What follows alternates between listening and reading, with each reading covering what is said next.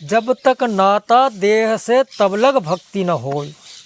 जब तक इस काया से नाता है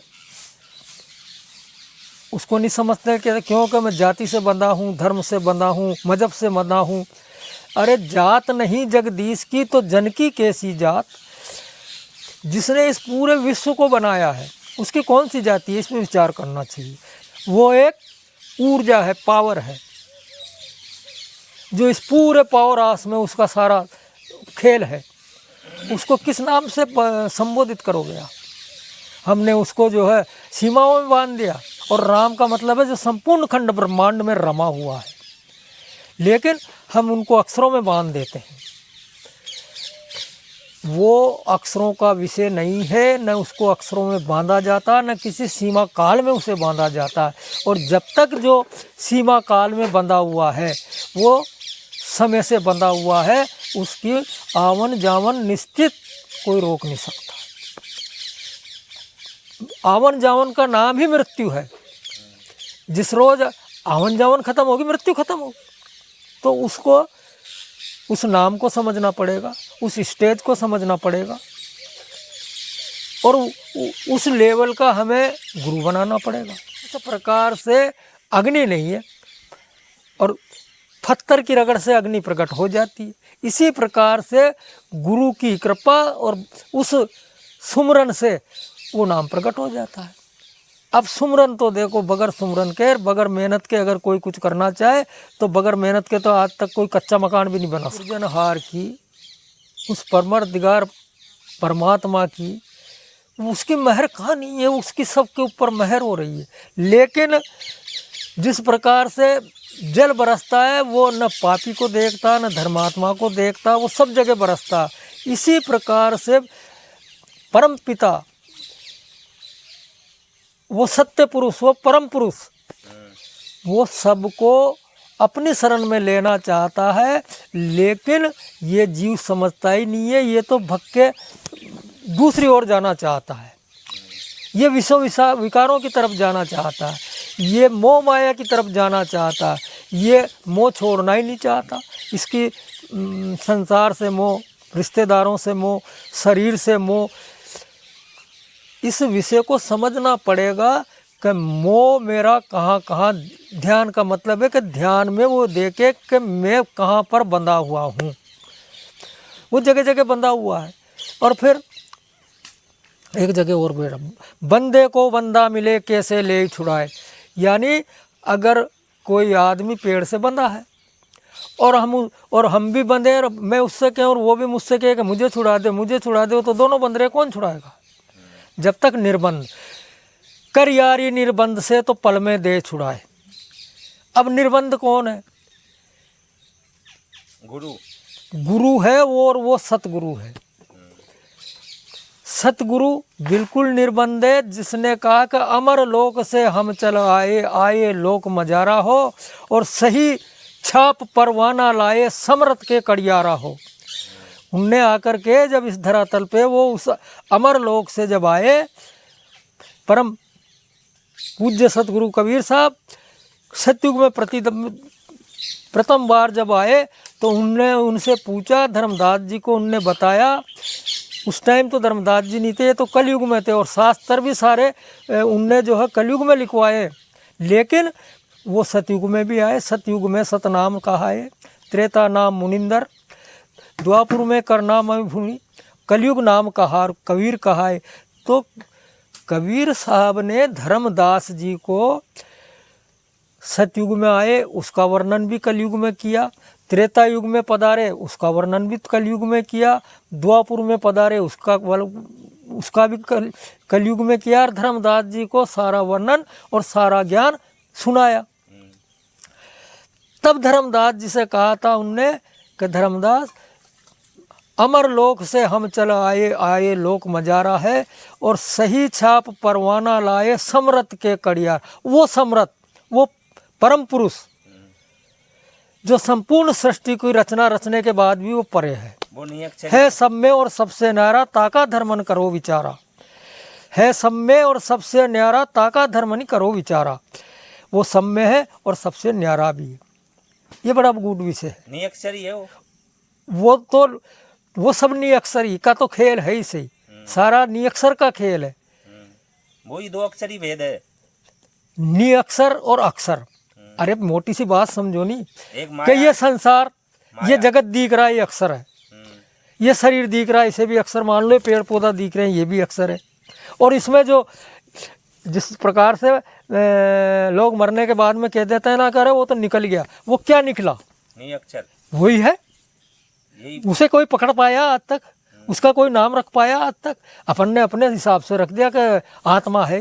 वो तो आत्मा भी नहीं है ये। जिसके लिए बोला है नाम नहीं ताका। हाँ, नाम नहीं ताका, नाम और जहाँ नाम नहीं ताका नाम है वाका, नाम है वाका, और जहाँ नाम तसको काल धर खाता। जिसका भी नाम पड़ा है उस पे काल का अधिकार लगा है। अब उनसे हमें ये सीखना, हम उनके बराबर काम नहीं कर सके तो कम से कम हमारी सामर्थ्य उतनी हम प्राणी मात्र की सेवा करें। इसी प्रकार भक्ति का स्टार्ट धीरे धीरे नीचे से होता है, फिर जब वो कहीं संतों में उठता है, बैठता है, साधु संतों की संगत में आता है, तो कहीं उसे समझ में आती है कि सत्य और असत्य ये दो क्या विषय है। तो ये जितना भी जो जगत दिख रहा है हमें, ये सब असत्य है, नाशवान है, जड़ है। जिस प्रकार से मनुष्य का शरीर हमें बहुत प्रिय लगता है स्वयं को, लेकिन इसकी मौत निश्चित है, इसका छूटना निश्चित है। अब इसके अंदर जो आत्मा, उसका कुछ नहीं बिगड़ता, वो अजर अमर अविनाशी है। शरीर से उसका संबंध छूटता है। ये भेद जब वो समझता है सत्संग में आते आते, तो नीचे की मंजिल से पूजा पद्धति से उठ के वो आत्मज्ञान पे आया। और आत्मज्ञान, आत्मा का ज्ञान का लेवल का जो उसे गुरु मिलेगा वो आत्मज्ञान देगा। क्योंकि गुरु इस संसार में सब लेवल के हैं। वो जिस प्रकार की जहाँ की लेवल का है, जिस कक्षा का है, वहाँ तक की वो विद्या देगा। आत्मज्ञान एक ऐसा विषय है, वो आंतरिक विषय है। अब जब उसने सत्संग में सुना आत्मा सत्य है, परमात्मा सत्य है, तो उसको कैसे जाना जाए? जगत मिथ्या है। खोजते खोजते फिर गुरु लोग उससे कहते हैं कि तेरी जो आत्मा है ये सत्य है। इस शरीर का छूटने के बाद आत्मा कहाँ जाती है, तेने देखी है क्या उसको? तो वो तुरंत ये कहेगा कि मैंने नहीं देखी। नहीं देखी वही सत्य है। जब तक इस काया में रहती है, हाथ पैर सारा सब कुछ शरीर चैतन्य रहता है। जिस रोज वो निकल जाती है पूरा शरीर शून्य हो जाता है। इसी प्रकार एक चेतन शक्ति इस पूरे ब्रह्मांड में काम कर रही है, जो इस पूरे संसार को भी चला रही है। इसी प्रकार जिस प्रकार से ये काया चली हुई है। तो जीवन में अपना उद्धार करने के लिए आत्मज्ञान अति आवश्यक है। आत्मज्ञान बिना नर भटके, कोई मतरा कोई काशी, मोय सुन सुन आवे हाँसी। कौन? वो ये साकी कबीर साहब की है। जब वो न्याय इस धरातल पे आए तो उनको बड़ा अचम्मा लगा कि बताओ, इस काया में, इसमें जो इसी के द्वारा जो मुक्ति का मार्ग है, और वो अपने आप को इसको भूला हुआ है और आत्मज्ञान कर नहीं पा रहा है, और ये इस जड़ता में उलझा हुआ है। बड़ी हंसी आई उनको कि आत्मज्ञान बिना नर भटके, कोई मतरा कोई काशी। और फिर लोगों ने कह दिया कि परमात्मा दूर है, उसके लिए उन्होंने कहा नियहरे ताहे दूर बतावे। यानी नियहरे एक ये एमपी की भाषा है। नियहरे है ताहे दूर बतावे, दूर की बात निराशी, मोय सुन सुन आवे आसी। यानी वो दूर है ही नहीं, वो तो तेरे पास है। एक उसमें भजन में कहा है, मोह को कहाँ ढूंढे बंदे, मैं हूँ तेरे पास में। मोह को कहाँ ढूंढे बंदो, मैं हूँ तेरे पास में। नामे जप में, नामे तप में, नामे जप में, नामे तप में, ना ही योग उपवास में। मोह को कहाँ ढूंढे बंदे, मैं हूँ तेरे पास में। मोह को कहाँ ढूंढे रे बंदे, मैं हूँ तेरे पास में। तो इतना स्पष्ट संकेत जो है सदगुरु परमात्मा ने दिया है। जब तक वो शब्द प्रकट नहीं होगा। और उस शब्द को पूरा सतगुरु जो होता है, पूरा सतगुरु का तात्पर्य जो उस अनादि शब्द से जुड़ा हुआ होता है, जिस शब्द ने संपूर्ण खंड ब्रह्मांडों की रचना की है।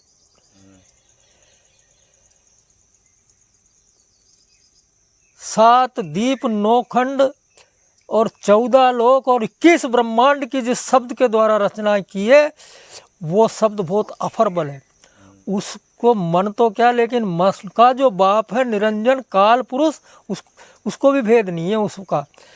जिसको वो नाम गुरु लखा दे, परखा दे, और परखने में जिसके आ जाए, फिर वो उसका ये मन, उसके ऊपर उसकी कोई विद्या नहीं चलती है। जिस प्रकार से एक काले सांप को नचाने वाला कोई जादूगर होते हैं, कालबेलिया होते हैं, जो वो उसको उंगली पर नचाते हैं, इसी प्रकार ये मन एक बहुत विषैला सर्प है।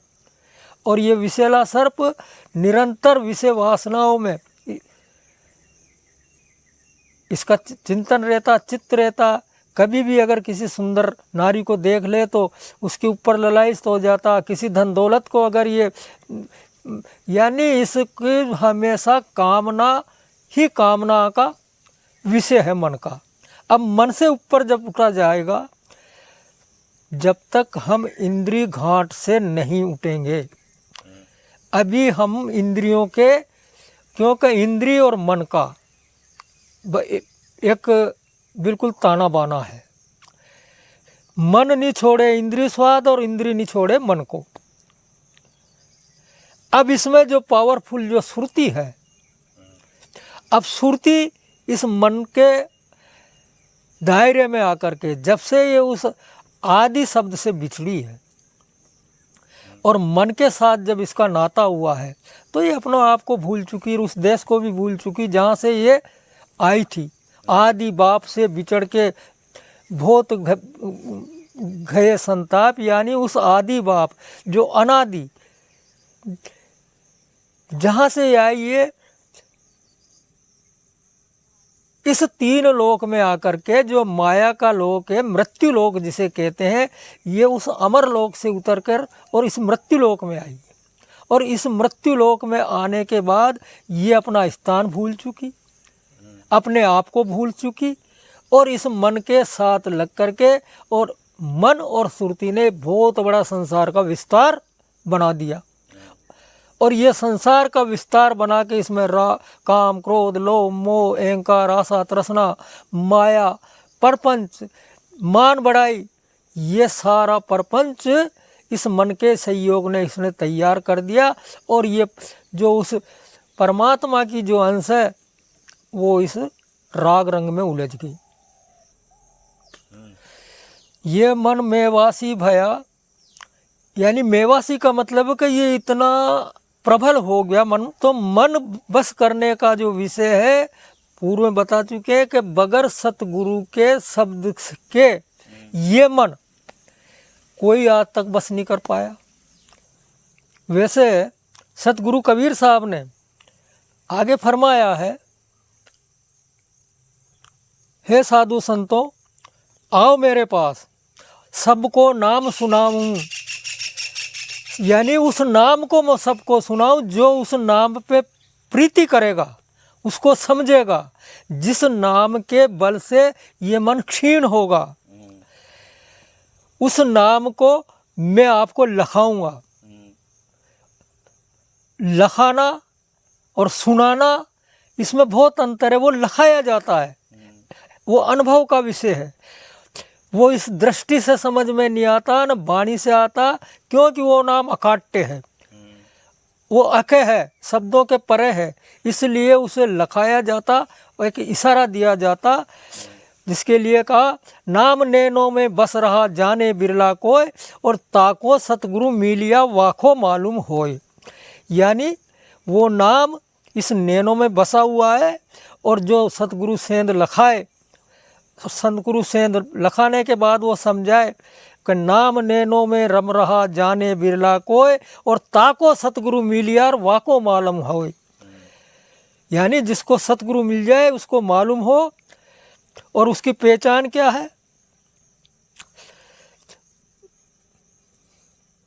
उसकी पहचान यानी जो कोई विवेकी अनुभवी जो संत होगा वो ये पहचान बताएगा कि झंडा रोप का गोयब का दो पर्वत के संग, साधु पिचाने शब्द को दृष्टि कमल कर बंद। सही बात। तो जब तक इस भेद को और इस अनुभव को और उस साधना को नहीं करेगा, यानी नैनों में जो नाम है उस नाम को प्रकट सतगुरु प्रकट करते हैं, सतगुरु से प्रार्थना की जाती है। और जिसने उस सतगुरु को